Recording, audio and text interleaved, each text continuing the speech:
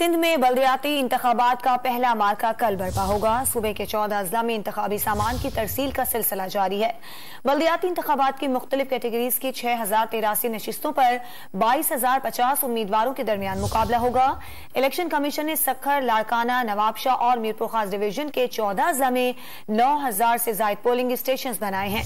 Election के लिए security के इंतजामात को हतमी शक्ल दी जा रही है।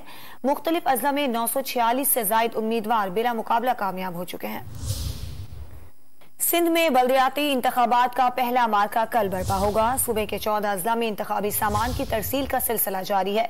बल्दियाती इंतखाबात की मुख्तलिफ कैटेगरीज की 6083 नशिस्तों पर 22,050 उम्मीदवारों के दरमियान मुकाबला होगा। इलेक्शन कमीशन ने सक्खर, लाड़काना, नवाबशाह और मीरपुर खास डिवीजन के 14 अजला में 9,000 से जायद पोलिंग स्टेशन बनाए हैं। इलेक्शन के लिए सिक्योरिटी के इंतजामात को हतमी शक्ल दी जा रही है। मुख्तलिफ अजला में 946 से जायद उम्मीदवार बिला मुकाबला कामयाब हो चुके हैं।